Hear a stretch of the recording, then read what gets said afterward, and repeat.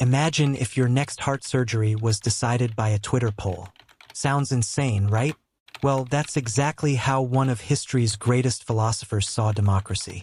Plato, the man who taught Aristotle, who taught Alexander the Great, believed that letting everyone vote was like handing the ship's wheel to passengers who'd never seen the ocean.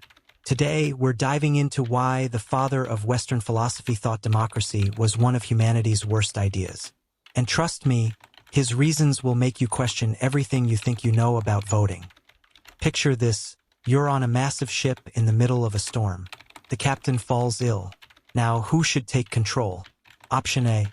The crew votes and the most popular person wins, maybe the guy who promises free rum for everyone. Option B. The most skilled navigator takes charge, someone who actually knows how to read the stars and weather patterns. Plato would choose option B every time. He called this the ship of state analogy. To him, running a country was like navigating a ship. It requires knowledge, skill, and wisdom, not popularity contests. But here's where it gets interesting, and a little dark. Plato wasn't just some ivory tower philosopher throwing around theories. He lived through democracy's darkest moment in Athens. In 399 BC, he watched as his beloved teacher Socrates, the wisest man he knew, was sentenced to death by a democratic vote. The Athenian citizens, swayed by emotions and false accusations, condemned the very man who had spent his life trying to make them think more clearly. Imagine watching your mentor die because 500 random people decided he was corrupting the youth by asking too many questions. This wasn't theory for Plato. This was personal. From that moment, he became convinced that the average person simply couldn't handle the responsibility of making life-and-death decisions for society. It's like asking someone who's never cooked Plato to judge a most people lived in what he called the cave. They might pick the prettiest dish while completely watching the shadows on the wall, thinking those shadows were reality. Only philosophers, through years of education and contemplation, could break free and see the true light. Think about it in modern terms. How many people form their political opinions from 30-second TikTok videos or angry Facebook posts? How many actually read policy documents or understand economic theory? Plato would say we're still in the cave, making decisions based on shadows, except now those shadows are tweets, headlines, and sound bites. He argued that democracy inevitably leads to what he called mob rule, where the loudest, most emotional voices drown out reason and wisdom. Look at any comment section during election season, and you'll see exactly what he meant. So what was Plato's alternative? The philosopher-king, a ruler who combined political power with philosophical wisdom.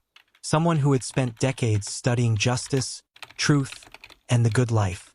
Someone who ruled not because they wanted power, but because they understood responsibility. Think of it like this. Would you rather have your brain surgery performed by someone who won a popularity contest, or someone who spent 15 years studying medicine? But here's the catch, and Plato knew it. How do you find these perfect philosopher-kings? And more importantly, who decides who's wise enough to rule? It's like asking, who watches the watchers?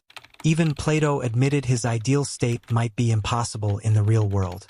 But he believed it was better to aim for impossible perfection than to settle for what he saw as guaranteed chaos. Here's what's fascinating. Many of Plato's fears about democracy have come true. We see politicians making promises they can't keep to win votes. We see complex issues reduced to bumper sticker slogans. We see expertise dismissed because it's not popular. Climate scientists warn us about global warming, but politicians deny it because it's easier to sell.